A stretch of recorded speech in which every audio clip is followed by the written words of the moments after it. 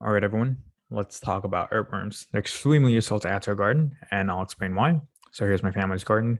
Notice how the grass is very dry. When we first moved here for several months, the soil quality was pretty bad to begin with.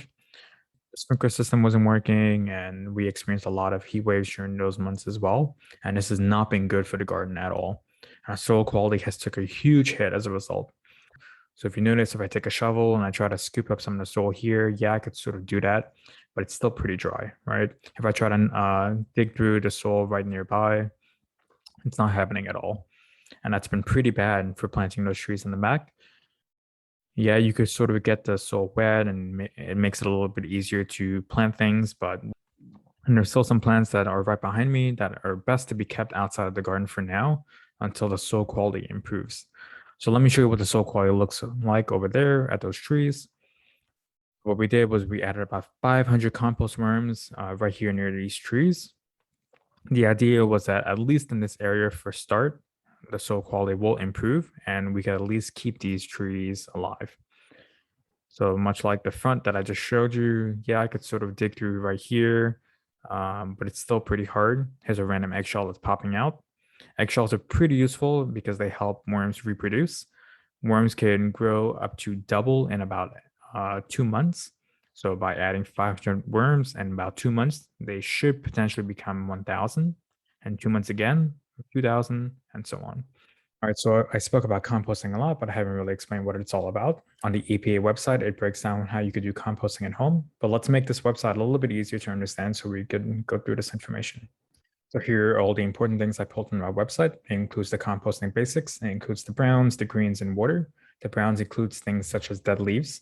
In our compost bin, you can see a lot of dead leaves inside. The greens includes things such as grass clippings, vegetable waste, fruit scraps, and coffee grounds. In our kitchen, we also have a small bin where we go ahead and collect these things as well. On the right-hand side, we see another list and includes some of the things that we just mentioned, but I want to bring your attention to the stuff that's at the bottom, such as the cardboard paper, cotton, hair, and fur. And this last one is really interesting. It says fireplace ashes. But that makes me ask the question, if after a forest fire, we have a lot of debris that's basically piled over, right? Can worms potentially be added to these forests to help the forest recover? Let's find out. Whoa, I need to get used to that.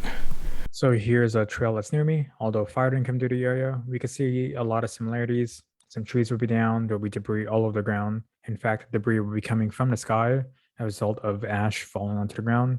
A year ago, when we had multiple fires in California, we did see a lot of ash settling. Here we see some ash on a chair, on the ground. And if the ash were not settling on the ground somewhere, it was still in the sky, giving the sky this orange color. So, with that being said, do you think adding earthworms into this area to clear up some of this debris will be helpful? Could they essentially help the forest recover over some time? Let's see. So here are some images to show what happens when worms are released into an environment. So let's say we had an environment that evolved without any worms ever being introduced at all. So we see a lot of plant diversity. And then suddenly we had some earthworms that moved into the area. Yes, there are benefits to worms basically tunneling into the soil. They basically create these channels where they can help air and water distribute as they're moving into the soil. They poop, and their poop is actually known as black gold, which is very nutritious for both plants and the trees. But when done so quickly, it could really throw off the homeostasis or the balance of this environment and could be very bad. So we see that here, lots of plant diversity right here, and a sudden onset, they're all gone. So for over 10,000 years, most of North America was covered by a huge glacial ice sheet. So modern day Canada and a huge chunk of the United States had no earthworms. This was until 400 years ago when humans moved into the area. They most likely went fishing and brought earthworms with them. Some of them were released into the wild. And as we know, earthworms could basically double every 2 months. And as you can imagine, over a 400-year period, they can move all across North America.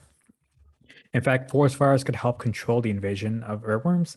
It doesn't mean that we go around setting fires to forests to control earthworm species, but since the eggs are essentially laid much closer to the surface of the soil, on a much smaller scale, heat may be a great way to control earthworm invasions. So the question is, should we introduce worms into a forest after a forest fire? Most likely not, as there are so many other consequences that we simply cannot control outside of a garden and a compost bin that could be very disastrous for both humans and other animals. What are your thoughts on this topic? Do you think we should even do anything regarding the recovery of forest after a forest fire? The environment has basically evolved without us for over 10,000 years and has created great habitats for animals and other plants. Should we be involved in that process? Would you consider adding worms to your garden? Or would you build a compost bin if you don't have one? Let me know.